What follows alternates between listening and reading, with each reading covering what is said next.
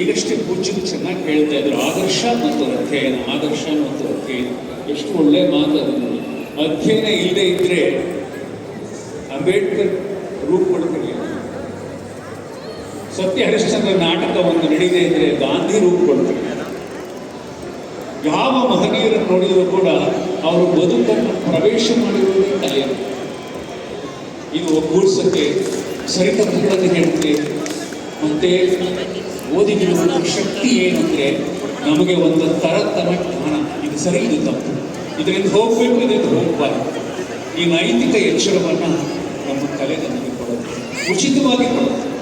ಇವತ್ತೆಲ್ಲ ಮಕ್ಕಳು ಬಂದು ಸಡಗರದಿಂದ ಒಂದು ಪುಸ್ತಕ ತಗೊಂಡು ಬಂದು ನನಗೆ ತೋರಿಸುವಾಗ ನನಗೆ ಎಷ್ಟು ಸಂತೋಷ ಆಯಿತು ಅಂದರೆ, ಇದು ನನಗೆ ಬಹಳ ದೊಡ್ಡ ಪುಣ್ಯವಂತನ್ನು ಕೊಡುತ್ತಪ್ಪ.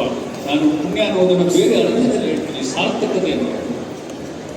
ಇದು ತುಮಕೂರನ್ನ ಗ್ರಾಮೀಣ ಅಂತ ಕರಿಬೋದು, ಇನ್ಮೇಲೆ ಇಲ್ಲ. ಬೆಂಗಳೂರಿಂದ ಬರ್ತಾ ಅನ್ನಿಸ್ತು ಇದು ಬೆಂಗಳೂರೇ ಅಂತ. ಬೆಂಗಳೂರು ಜೆ ಸಿ ರೋಡಲ್ಲಿದ್ದಷ್ಟೇ ಟ್ರಾಫಿಕ್ ಇಲ್ಲಿ ಬರೋರು. ಇವು ಕೂಡ ಬೆಂಗಳೂರು ಭಾಗ. ಆದರೆ ನಗರಗಳಲ್ಲಾಗಲಿ ಗ್ರಾಮಗಳಲ್ಲಾಗಲಿ ಪುಸ್ತಕ ಚಳುವಳಿ, ಚಿಕ್ಕ ಚಿಕ್ಕ ಗ್ರಂಥಾಲಯಗಳ ಚಳುವಳಿ ಆಗಬೇಕು.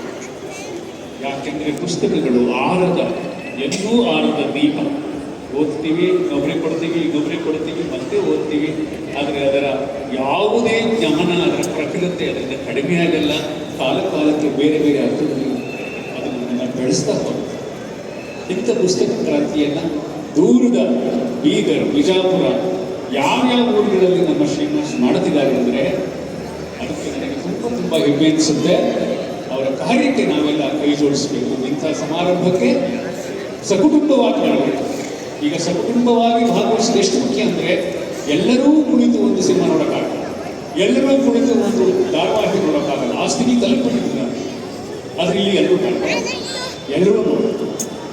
ಇದಕ್ಕಾಗಿ ಮೊದಲಿಗೆ ಗೆಳೆಯರನ್ನು ಅಭಿನಂದಿಸ್ತಾ ಅವರಿಗೆ ಸಹಕಾರ ಕೊಟ್ಟಿರತಕ್ಕಂಥ ಎಲ್ಲ ಸಂಘ ಸಂಸ್ಥೆಗಳ ಎಲ್ಲ ಗೆಳೆಯರಿಗೆ, ಇಲ್ಲಿ ಬಂದಿರುವ ಕನ್ನಡ ಬಂಧುಗಳಿಗೆ, ಹಿರಿಯರಿಗೆ, ಕಿರಿಯರಿಗೆ, ಮಹಿಳೆಯರಿಗೆ, ಪುರುಷರಿಗೆ ತುಂಬ ಆಭಾರಿಯಾಗಿದ್ದೇನೆ.